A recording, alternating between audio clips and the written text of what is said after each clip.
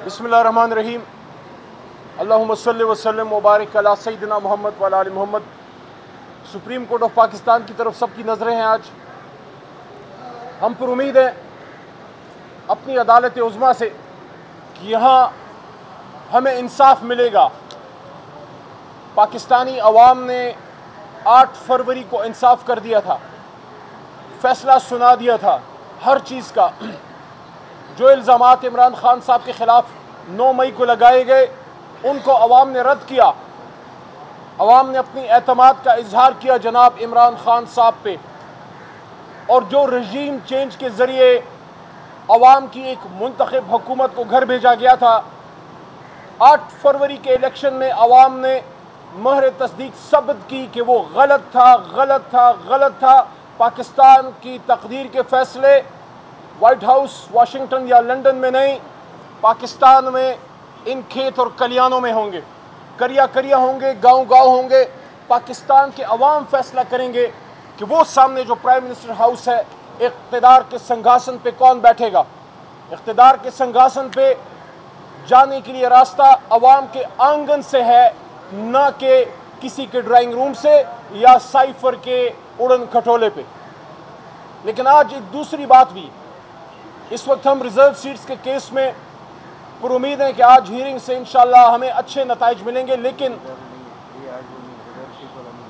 हमें ये यकीन भी है कि जितने भी हमारे केसेस हैं, जिस तरह कल हमारा केस था इद्दत केस में बहुत पहले इमरान खान साहब के हक़ में फ़ैसला आ जाना चाहिए था, लेकिन हम फिर भी पर उम्मीद हैं।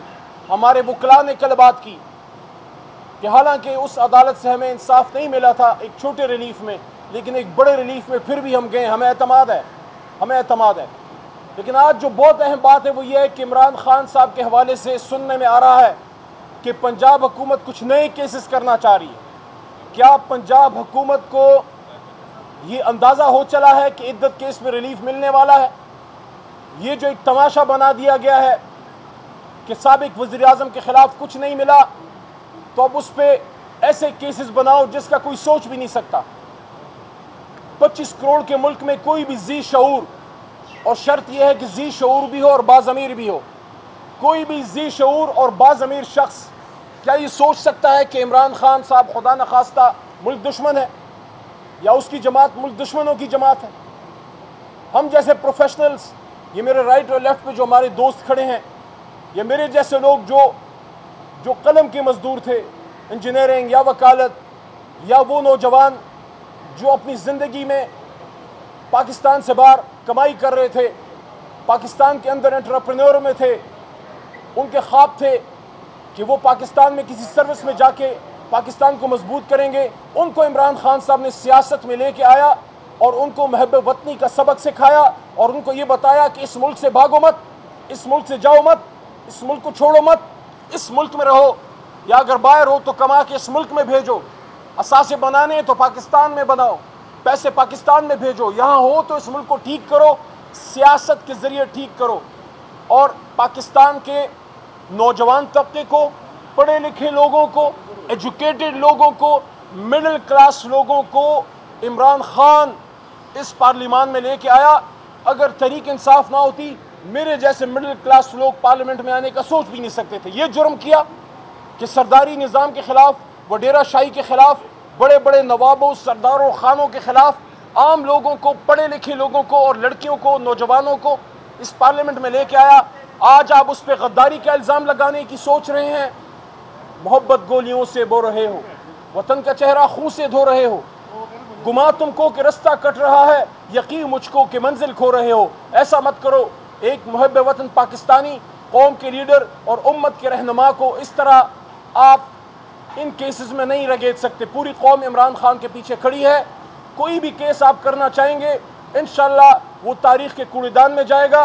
और पंजाब हुकूमत को कहना चाहता हूँ, आपको अगर टिकटॉक से फुर्सत मिल गई हो, आपको अगर किस्म की वर्दियाँ पहनने से फुर्सत मिल गई हो, तो पंजाब के किसानों पे फोकस करें, उस्तादों पे फोकस करें, आम मजदूरों पे फोकस करें, महंगाई को कम करने की कोशिश करें, लोड शेडिंग को कम करने की कोशिश करें, लॉ एंड ऑर्डर को बेहतर करने की कोशिश करें, غریب مزدور بیواؤں یتیموں پہ فوکس کرنے کی کوشش کریں, غداری کے کیسز بنانے کی آپ ہمت نہ کریں.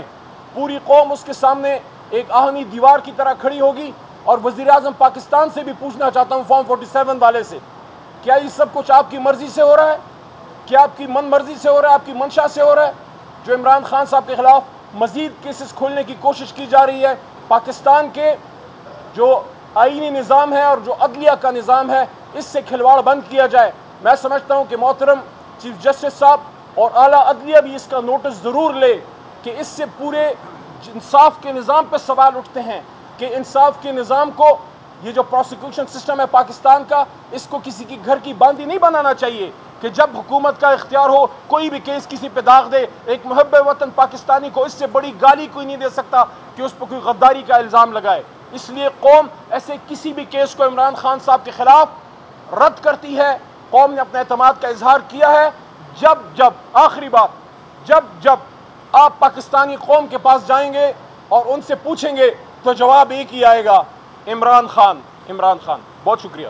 So you think that Imran Khan will be come out from the prison when if the Chief Justice is Justice Faiz Issa Qazi? Can you repeat the question, please? I asked that you think Imran Khan will be out from the prison while Chief Justice Faiz Issa Qazi is the Chief Justice of the Supreme Court? We don't go into personalities, my brother. We have a strong belief in the judicial system because we have struggled and strived for this judicial system. And Imran Khan was the person who went into jail for the independence of judiciary. We believe and we have strong belief that inshallah, God willing, Allah willing, we will get relief from the higher judiciary, from the superior judiciary. اچھا سر, یہ بتائیے گا نیاز اللہ نیازی صاحب نے ابھی اعتراض اٹھایا bench کے اوپر, تو یہ کیا کہیں گے اس کے حوالے سے؟ دیکھیں, یہ کسی بھی موکل کا, کسی بھی شخصیت کا حق ہے, کسی بھی انسان کا حق ہے کہ اگر اس کو کسی شخص پہ اعتماد نہ ہو تو اس کا اظہار کرے. یہ جوڈیشل نارمز کے اندر آتا ہے. آپ کہہ دیتے ہیں کہ مجھے آپ پہ اعتماد نہیں ہے, اور یہ ایک نارمل پروسیجر ہے, اور وہ محترم جج صاحب جو بھی ہوں وہ پھر ریکیوز کر دیتے ہیں. اچھا, یہ عمران خان صاحب نے آج کچھ رہنماؤں کو طلب کیا ہے پارٹی کے اندر, اختلافات چل رہے ہیں, اس کے حوالے سے بھی پرسوں خان صاحب کے ساتھ ہی تھا میں, اور اس کے حوالے سے بات ہوئی. میں نے خان صاحب کو بادب عرض کیا کہ جو آپ کے پرانے ساتھی ہیں, اگر کسی کو ریزرویشن ہے ان کو بلا لیں. یہ گروپ نہیں ہے, یہ بلاک نہیں ہے. کسی شخص کو ریزرویشن ہو سکتی ہے کیونکہ وہ آپ ان کے لیڈر ہیں, ان کا لیڈر تو کوئی اور نہیں ہے. اب وہ کس سے گلا کریں؟ تو انہوں نے بالکل ایگری کیا, اور انہوں نے یہ بات کی کہ بالکل ان کو بلاتے ہیں.